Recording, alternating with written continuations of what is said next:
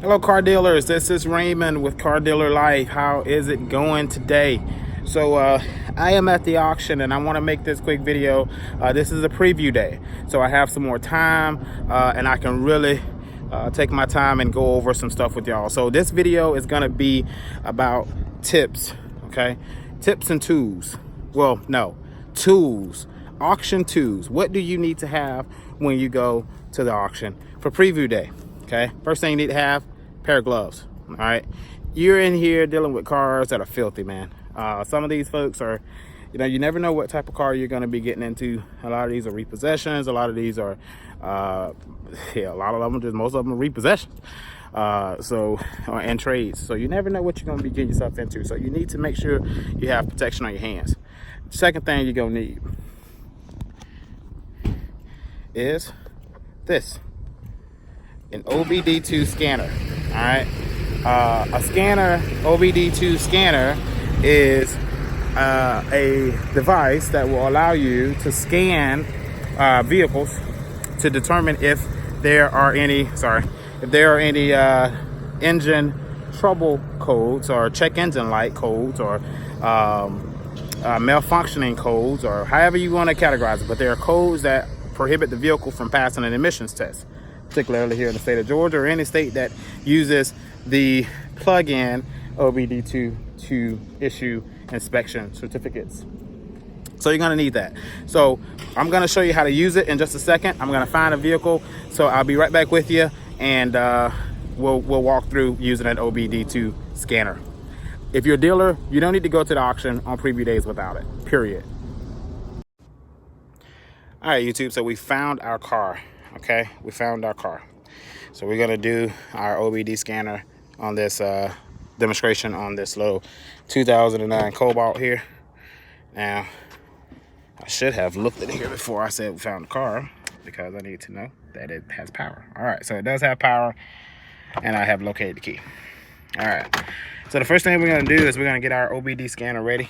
All right, so we're gonna put this in our hand, and we're gonna locate the port up under the vehicle. So this is where, when you do this enough, you'll understand where they are. Most cars have a unique place, and most of the time it's pretty consistent amongst the brands, the makes. So Chevrolet typically puts it here, or they'll put it right in the middle, or they'll put it here. But most of the time with Chevrolet, it's pretty obvious. All right. So we match the fittings. So you can see here that that part there is curved here, and it's like an upward shape. Right, so if we look at our thing here, we have to just match the shape. So we'll match it right here. So up, the part going up there, I don't know if that making sense, but just match it to where it fits. Once you put it in, your scan tool is going to come on. You need to turn the vehicle to the start position, all right, to where you see the check engine light. That's the best way to do it, or you can crank the car. It's up to you. I typically crank the car, but I think there are some disadvantages. I don't know what the difference will be, but it functions the same way. All right, so when you get your results, you're going to see it this way. All right, you're going to see that this car has two pending codes. So they're not permanent codes. So you have to understand what that means. Here in the state of Georgia, a car can actually pass the emission with a pending code as long as it's not actually on, like stored. Okay, so this will go from pending to stored if it was actually a code stored. You guys see this I am monitoring status here. So this is very important when you're looking at the scan tool. Most of them will have this I am monitor status functionality, and what it does is it tells you which systems are ready, that are reading, or that are giving us information, that are completed. So what that means, basically, think about it like this. When you first turn your computer on, certain things has come up. The screen comes on first, then the CPU processes, and then it allows you to start inputting information. So it's the same way. So these monitors on these cars have to be green in order for it to give us any information. So once they're turned green, your scan could be yours could be a check, or it could be green, or it could be just something letting you know that it's actually completed. That's important. The red flashing there means that they're incomplete, which means that those systems are not giving us any accurate information. So the catalytic converter is not working, or not, the computer has not finished the process. That does not mean it's broken. That does not mean something is wrong with it, but that just means that the monitoring systems are still updating.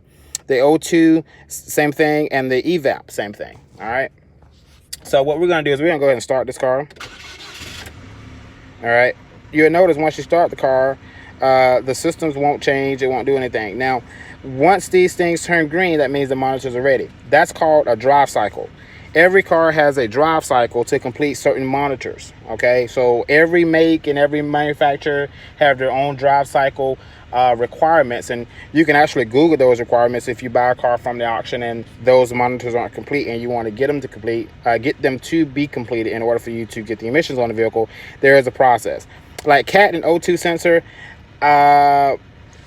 given that there's nothing wrong with the CAT, we can get that thing to the CAT and the O2 sensor to be completed within about 10-15 minutes. Okay, and that for Chevrolet involves turning the AC on and the defrost on for a minute, letting it idle for 9 minutes, letting it idle, then turning it on, drive for a minute, turn it off, constant speed at 55 miles per hour. So stuff like that, the more you do it, you'll understand what the process is. But it does change across the manufacturers. So again, this car has a misfire pending on 3, and I can actually feel it trembling here. You may be able to hear it. Let's see. Nope, you don't hear a thing. Sounds normal. But again, your scan tool is going to be able to tell you that there's something going on. So that's the first pending one, is misfire, cylinder 3 misfire detected. And so those 2 codes are for the same actual misfire.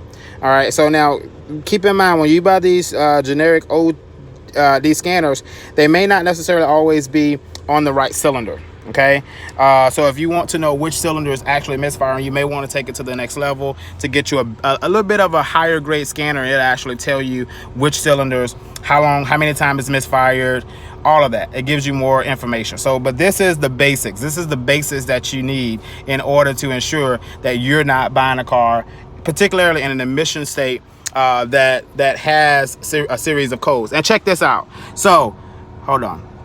When I look at the dashboard on this car, there's nothing to indicate that there's a pending code. Now that pending code could go away. It could never come permanent. Cars misfire all the time.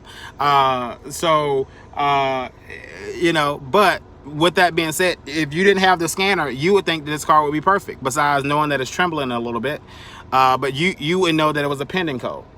So that's important. That's the reasons for the scan tool. So go to your local parts store, get your OBD2 scanner, and scan your cars before you buy them, to make sure, especially if you're in an emission state. Now, my lot in Alabama, I don't really have to worry about the scan tool. I drive the car. If it shifts fine, AC works, engine works, I buy the car.